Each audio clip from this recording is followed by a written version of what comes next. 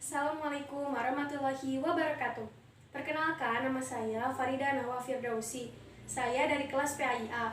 Di sini saya akan membahas mengenai kajian neuroscience tentang kebahagiaan. Sebelum kita membahas kepada materi, terlebih dahulu kita harus mengetahui apa yang dimaksud dengan neuroscience. Neuroscience adalah bidang ilmu yang membahas mengenai sistem saraf atau sistem neuron. Area ini mencakup struktur, fungsi, sejarah evolusi, perkembangan, genetika, biokimia, farmakologi, fisiologi, perhitungan neuroscience, dan patologi sistem saraf. Selain itu juga kita harus mengetahui arti dari kebahagiaan tersebut. Kebahagiaan adalah pikiran atau perasaan yang ditandai dari mulai kesenangan, cinta, kegembiraan, dan kepuasan yang intens. Berbagai pendekatan filsafat, agama, psikologi, dan biologi telah dilakukan untuk mendefinisikan dan mencari sumber dari kebahagiaan.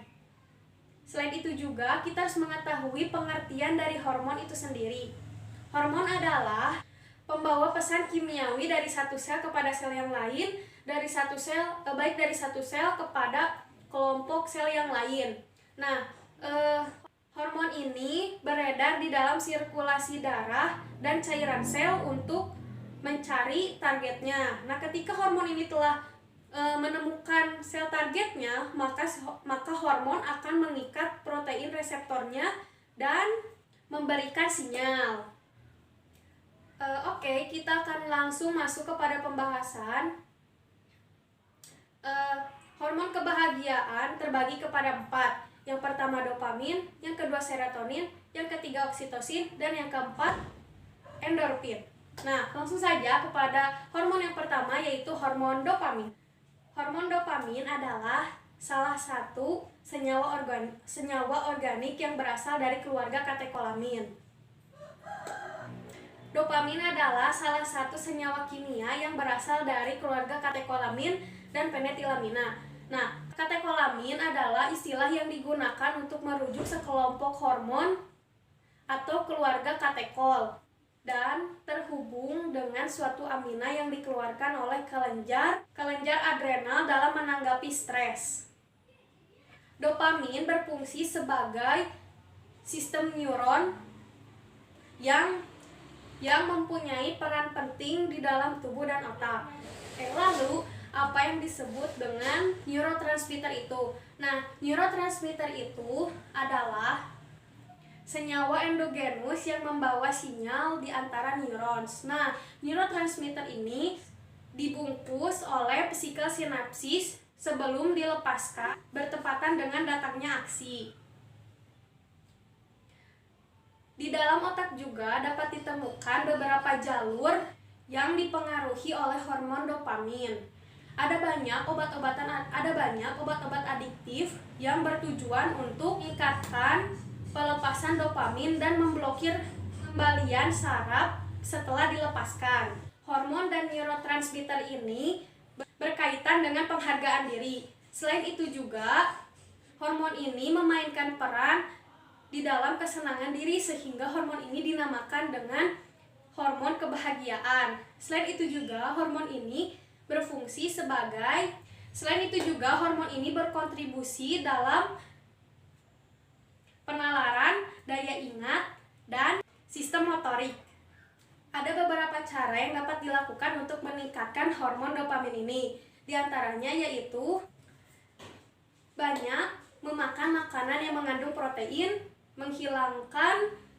mengurangi makanan yang mengandung lemak jenuh, banyak beristirahat, banyak berolahraga, mendengarkan musik, atau bermeditasi. Yang kedua yaitu hormon endorfin. Hormon endorfin adalah senyawa kimia neuropeptida opioid lokal dan hormon peptida yang membuat seseorang merasa senang dan bahagia, juga untuk kekebalan tubuh.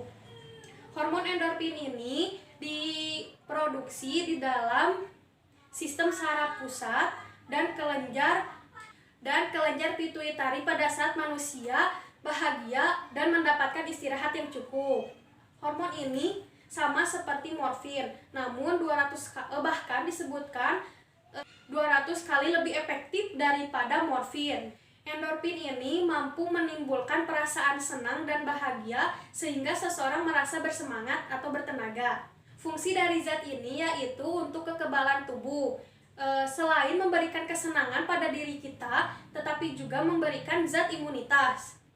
Dengan hormon ini, seseorang akan lebih bersemangat dan rileks sehingga beban-beban yang ada di dalam tubuh seperti kecewa, sedih, marah akan dapat berkurang bahkan dapat dihilangkan. Hormon endorfin ini diproduksi ketika seseorang merasa bahagia. Selain itu juga ada beberapa fungsi dari hormon endorfin ini, di antaranya meredamkan nyeri, meredamkan stres, meningkatkan mood, meningkatkan kinerja otak, dan sebagai zat anti penuaan. Endorfin ini sama seperti zat yang terkandung di dalam coklat dan es krim. Ketika seseorang mengonsumsi coklat dan es krim, maka seseorang tersebut akan merasakan rileks di dalam dirinya. Hormon endorfin juga dikenal sebagai hormon peredam nyeri yang terkandung alami di dalam tubuh kita.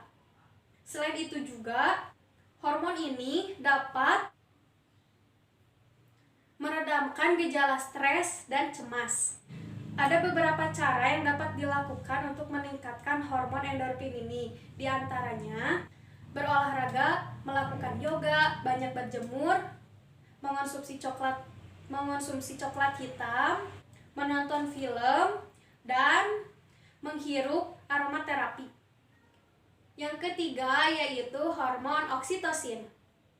Hormon oksitosin adalah hormon yang terdapat pada manusia yang berfungsi untuk merangsang kontraksi yang terdapat pada dinding rahim atau uterus ketika akan melakukan proses melahirkan. Nah, bersamaan dengan dopamin dan serotonin, hormon oksitosin juga disebut dengan hormon kebahagiaan. Hormon ini memang disebut berpengaruh terhadap emosi. Salah satunya, hormon ini memang disebut berpengaruh dalam emosi, hubungan percintaan, hingga hubungan antara orang tua dan anak. Hormon oksitosin ini adalah hormon cinta karena akan memproduksi pada saat kita sedang jatuh cinta atau merasa senang. Di samping berpengaruh pada hubungan percintaan, hormon oksitosin juga berperan dalam proses salinan, menyusui, hingga hubungan antara penguat hubungan antara orang tua dan anak. Yang keempat yaitu hormon serotonin.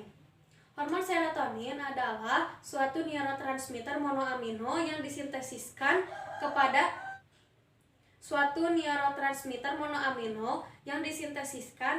neuron-neuron serotonergis dalam sistem saraf pusat dan sel-sel enterokromafin dalam saluran pencernaan. Hormon ini juga dipercaya sebagai hormon pemberi kesenangan dan kenyamanan.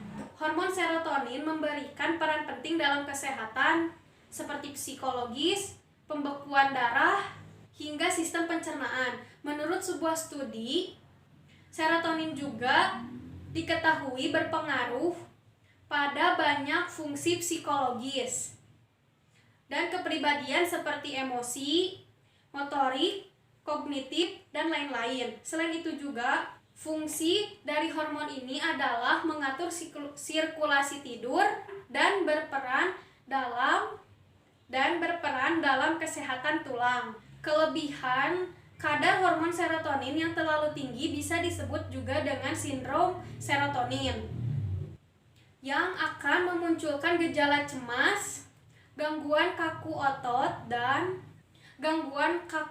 dan tremor, mual, muntah, hingga keringat dingin.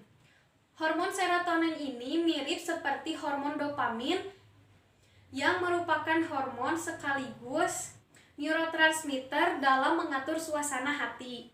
Selain perihal mood, hormon serotonin ini juga berperan dalam siklus tidur, nafsu makan, pencernaan, kemampuan bernalar, dan daya ingat. Ada berbagai cara yang dapat dilakukan untuk meningkatkan hormon serotonin ini. Di antaranya berolahraga, pijat, mengonsumsi makanan yang bergizi, dan bertemu dengan sinar matahari atau berjemur. Mungkin itu saja yang dapat saya sampaikan. Mohon maaf apabila ada kesalahan. Semoga dapat memberikan manfaat. Dan terima kasih. Wassalamualaikum warahmatullahi wabarakatuh.